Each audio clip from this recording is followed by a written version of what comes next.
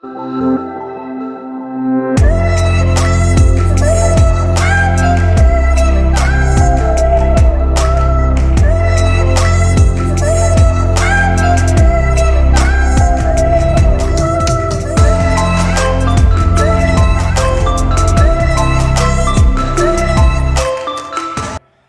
the last video, spoke a little bit about me and my wife's history prior to actually learning that we were gods. And the lead up to the lead up here was that I was about to discover who I was. And I did. It was a very odd scenario, very different. In one of the texts that we received from this Rosander, who was communicating with us, if you haven't seen the last video, I recommend taking a look at it. It's somewhere here, I think. I'll try to get it up there.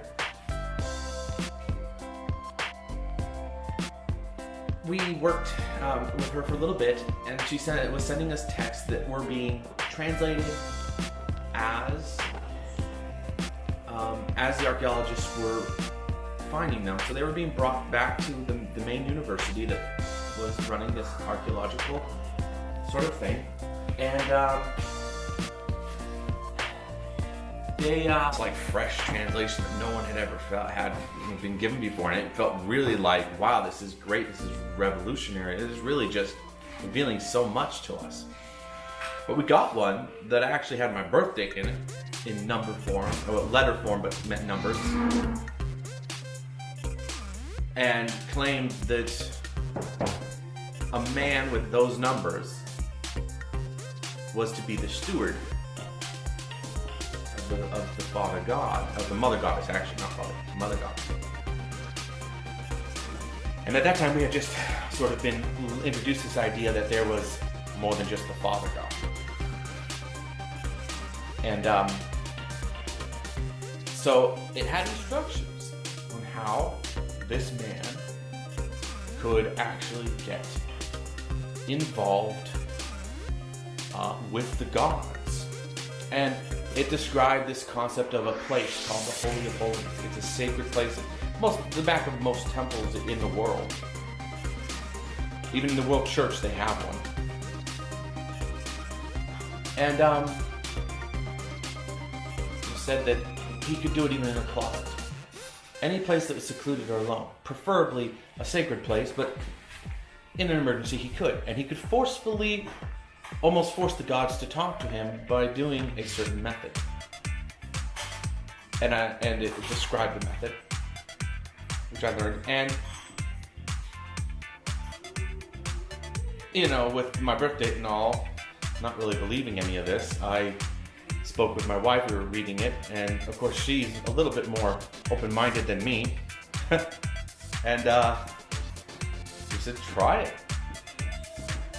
So, you know, for lack of a better place at the time, I used my bathroom. But I did. And it worked. And I remember the event very well. I found myself drawn into heaven, into a room in the center of the room. It was a blank room. It looked like it was all white, and it looked like it went on forever. Just completely, just eternity, it seemed. All white. It had a white sky and a white floor, and they sort of faded off to the distance. It wasn't blinding light, white, but it was just enough that it was like, wow, this is definitely not where I was. And in the center of this little area was a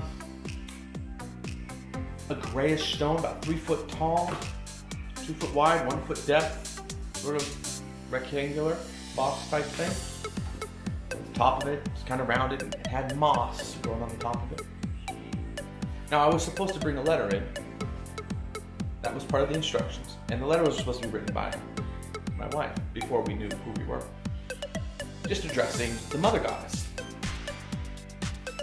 Saying, hi, this is my wife's name and myself. And we're waiting for further instructions. And so, I brought the letter as was described and placed it on the stone. And then immediately the letter started floating up in front of me and just burst into flames and turned into ash and just floated away, just dust, until it disappeared completely. And then I heard a voice, and it was a female voice, and she said, "Yes, I am the Mother Goddess. And you won't be able to speak to me right now," because I was trying to speak at the time I couldn't. And she said that she will have me come back with questions, written questions, and do the same thing I did this time. Take the letter and place it on the stone. And these questions can only be written by my wife and not by myself. And I'm not allowed to speak at the time. And then I found myself back in the bathroom. But this time I found myself in the bath, taking a bath, which I did not do when I first went in there. So first I thought I had maybe blanked out and took a bath. I don't know. Anyways, I relayed everything to my wife. And we followed the instructions she gave us.